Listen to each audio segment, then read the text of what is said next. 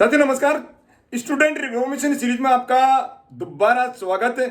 देखिए, student reformation series बहुत important series है स्टूडेंट्स के लिए। इसमें स्टूडेंट्स को पढ़ते समय मन नहीं लगता है या वो पढ़ाई करने के बावजूद भी उनके एकेडमिक किसी स्कूल में है या कॉलेज के अंदर है, पढ़ाई करने के बावजूद भी उनके अच्छा मार्क्स क्यों नहीं आ पा रहे हैं, या कंपटीशन एग्जामिनेशन की तैयारी करने के बावजूद भी उनका सिलेक्शन क्यों नहीं हो पा रहा है। ये ऐसे इसमें स्टूडेंट से संबंधित पूरा, चाहे आपके थर्ड क्लास से लेके आपका कॉलेज लेवल तक कंपटीशन एग्जामिनेशन तैयारी कर रहे हैं या किसी कॉलेज में हैं या किसी भी स्ट्रीम में हो, चाहे आप साइंस बैकग्राउंड से हो, चाहे आप कॉमर्स बैकग्राउंड से, आर्ट्स से हो, इंजीनियरिंग से हो या मेडिकल से हो, किसी भी साइड से हो, ये student reformation series class third से लेके पोस्ट ग्रेजुएशन तक के स्टूडेंट्स के लिए, इवन जो बिजनेस कर रहे हैं या जो सर्विस कर रहे हैं उनके लिए भी ये जो बहुत इंपॉर्टेंट सीरीज है। आप इसके अंदर छोटे छोटे जो कारण है जिसके कारण से क्यों नहीं हम पढ़ पा रहे हैं,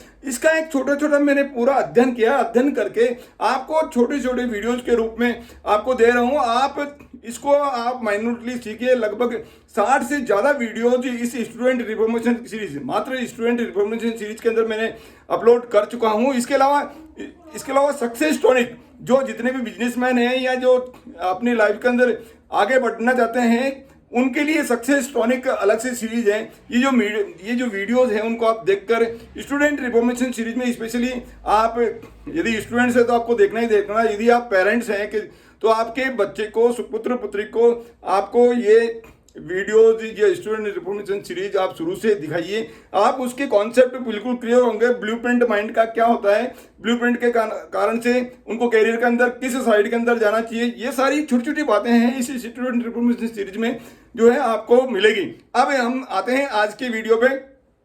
काम करना महत्वपूर्ण है, यानी स्टूडेंट का काम क्या है, पढ़ाई करना महत्वपूर्ण है। लेकिन फिर पढ़ाई करने के बावजूद भी कम अंक क्यों आते हैं, अब इस पे विचार करते हैं। विचार ये है कि पढ़ाई करना, ये स्टूडेंट को, हमको सबको पता है कि मन के अंदर विचार आता है कि पढ़ाई करना इंपॉर्टेंट है, लेकिन फिर भी क्यों नहीं कर पाते हैं, क्यों कंपटीशन एग्जामिनेशन में फिर भी क्यों मार्क्स नहीं होते हैं, कंपीट नहीं कर पाते हैं या सिलेक्शन नहीं हो पाता है।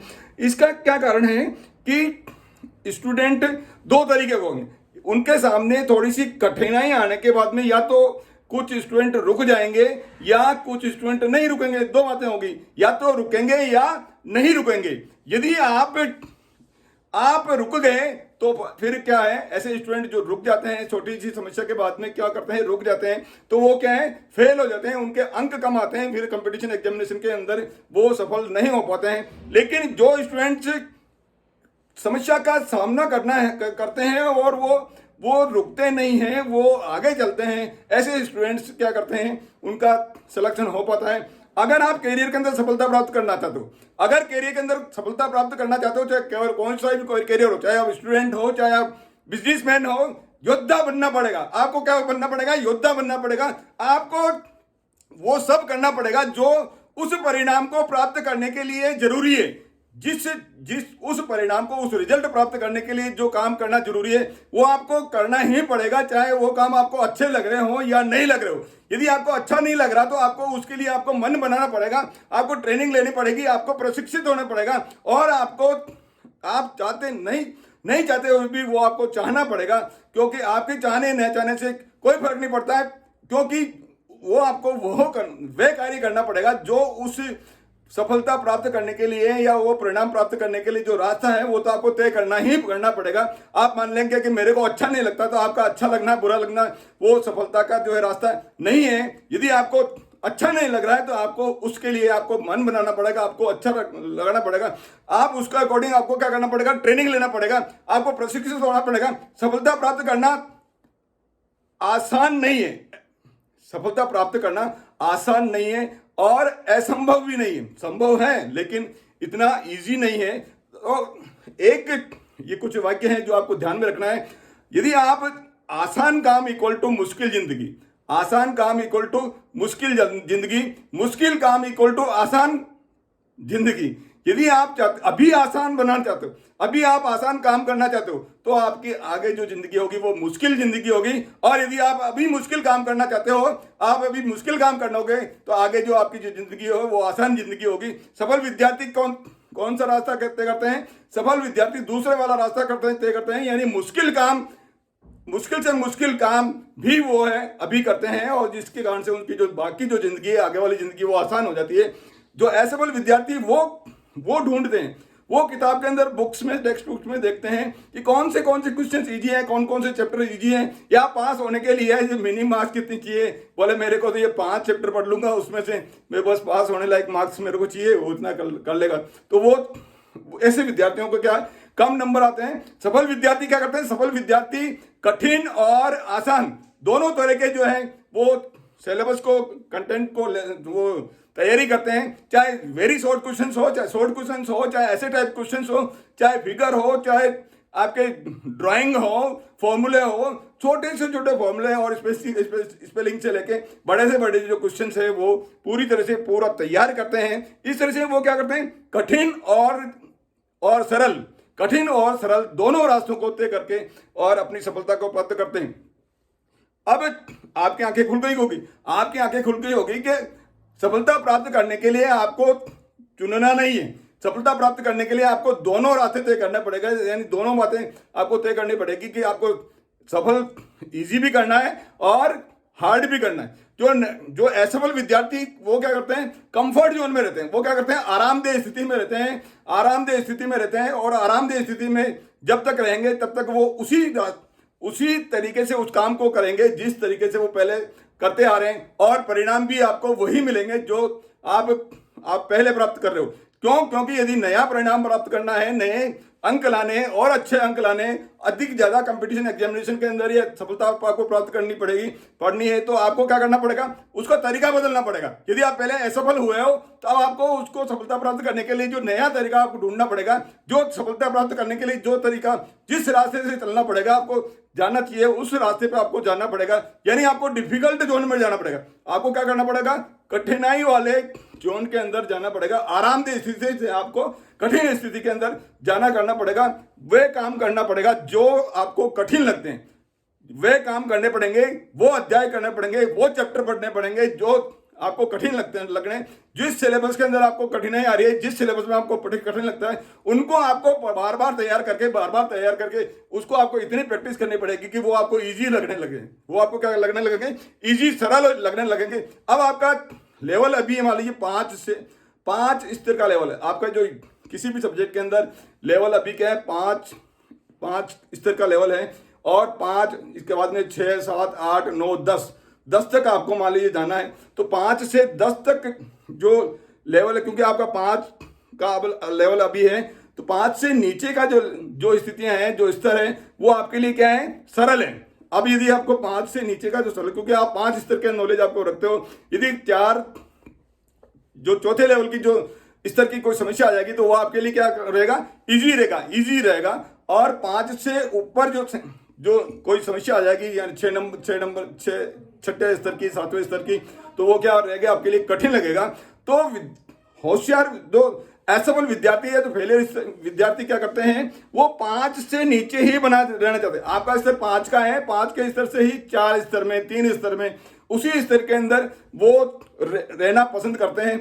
और इस स्तर के अंदर क्योंकि उनको आरामदेह लगता है, उनको मजा आता है, उनको ज्यादा कठिनाई महसूस नहीं होती है, तो वो लगता तो इजी है, लगता अच्छा है, लेकिन वो उनको विकास करने का, उनको प्रोग्रेस करने का जो है वो माध्यम या नहीं मिल पा रहा है। क्योंकि वो उसी तरीके से उसको काम कर रहे हैं जो परिणाम प्राप्त पहले हुए, और जो पहले वाले तरीके से आप काम करोगे तो परिणाम आपको उतना ही मिलेगा जैसे पहले मिल रहे थे। और जो होशियार विद्यार्थी क्या करते हैं? वो 5 का लेवल है, तो अब क्या करते हैं? वो 6ठे लेवल का कंफर्ट जोन, यानी 5 तक का कंफर्ट जोन, उनके लिए 5 तक का कंफर्ट जोन है। अब 6 में गए, वो डिफिकल्ट जोन हो गए, तो 5 से 6 में जाएंगे। 6 में जाके वो पूरी ट्रेनिंग करेंगे और सीखेंगे और अच्छी तरह से अध्यायों को प्राप्त करेंगे, जो वो सारा करेंगे। 6 के अंदर अब वो 6 वाला लेवल उसको क्या लगने लग गया? अब उनको आराम 6 का स्तर उनके लिए क्या हो गया? आरामदेह स्थिति हो गई। फिर 7 में जाएंगे, फिर 8 में जाएंगे, फिर 9 में जाएंगे, फिर 10 में जाएंगे। इस तरह से 5 के बाद में वो स्टेप बाय स्टेप कठिन जोन के अंदर यानी डिफिकल्ट जोन के अंदर जाएंगे। और जब डिफिकल्ट जोन, अब जब वो पहले 6 का लेवल प्राप्त कर लेंगे तो पहले जो उनको कठिन डिफिकल्ट जोन लगता था वो उनके लिए अब क्या हो गया, इजी जोन हो गया, इजी जोन हो गया, कंफर्ट जोन हो गया। अब 6 वाला कंफर्ट जोन हो गया उनके लिए, फिर 7 वाला करेंगे, डिफिकल्ट जोन लगा कुछ टाइम उनको, 7 वाला 7 का जो स्तर है वो डिफिकल्ट लगेगा। और फिर प्रैक्टिस करने के बाद में नए नए तरीके ढूंढ के वो सीखने के बाद में वो उनको 7 वाला लेवल भी क्या करेगा, इजी लगने लग जाएगा, वो उनके लिए कंफर्ट जोन हो गए। इस तरह से वो होशियार विद्यार्थी धीरे धीरे कठिन जोन को या डिफिकल्ट जोन को या कठिन स्तर वाले जो लेवल है उसको सीख कर, उसको ट्रेनिंग करके, उसको बार बार रीडिंग करके, आप बार बार उसको स्पेलिंग याद करके, फॉर्मूले याद करके, लिखने की जो स्पीड है उसको बढ़ाकर, हैंड राइटिंग सही करके, और उसको क्या करते हैं, वो इजी जोन बना लेते हैं। इसलिए वो क्या करते हैं, फिर उनके अच्छे अंक आते हैं। तो आरामदेह स्थिति से जब आप बाहर निकलोगे, यानी आरामदेह स्थिति से जब आप कठिनाई वाली स्थिति में जाओगे तो आपका विकास होगा। आपका क्या होगा, विकास होगा। इसलिए मेरे साथ बोलिए, विकास करने के लिए कंफर्ट जोन से डिफिकल्ट जोन में जाना ही पड़ेगा। यदि आप अपनी लाइफ के अंदर प्रोग्रेस करना चाहते हो तो आप डे बाय डे आपको डिफिकल्ट जोन के अंदर जाना पड़ेगा। यदि आपकी लाइफ के अंदर कोई समस्या नहीं आ रही है, इसका मतलब यह है कि आपकी प्रोग्रेस रुकने वाली है।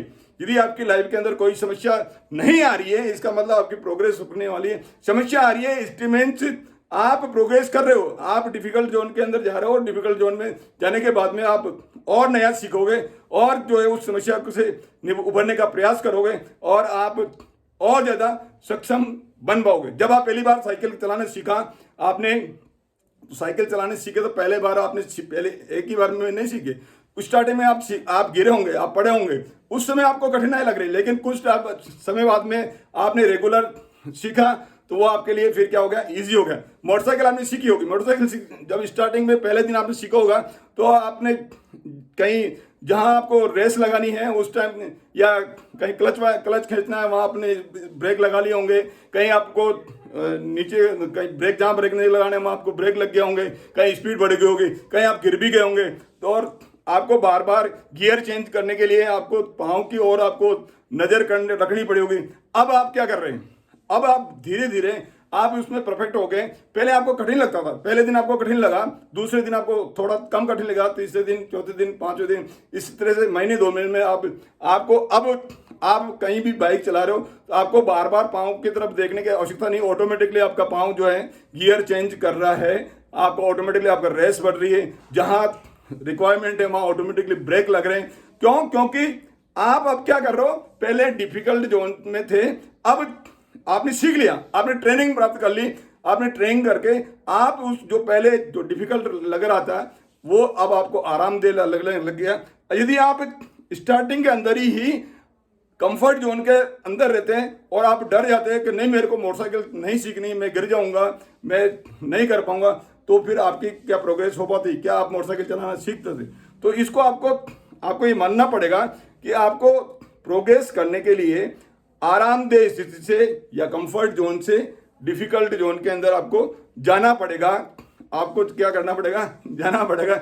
मेरी लाइफ का एक वाकया मैं बताऊंगा, जब आप हंसोगे कि जब स्टार्टिंग में मैं एक एक्टिवा स्कूटर मेरे साथी का था और एक्टिवा स्कूटर को मैंने स्टैंड से उतार कर मैं चलाने की कोशिश कर रहा था बैठ के एक बार, तो जैसे ही चलाने लगा, बैठा नहीं लेकिन साइड से मैं खड़ा था, और जैसे ही स्टार्ट किया मैंने रेस, क्योंकि मेरे को पता नहीं था, उसका आइडिया नहीं था उसकी रेस कितनी देनी है, तो मेरे हाथ से उसकी रेस ज़्यादा लग गई और वो एकदम घोड़ी की तरह उतर गया। घोड़ी की तरह वो तो किस्मत थी कि पीछे मेरे दोस्त ने पकड़ रखा था, इसलिए वरना वो एकदम छलांग मार जाता, पास में नाला था उसके अंदर गिर जाते।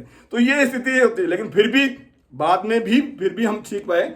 तो ऐसी स्थितियाँ बनती हैं, उसके बावजूद भी हम डिफिकल्ट जोन को क्या करते हैं, कंफर्ट जोन में बदलने का प्रयास करते हैं।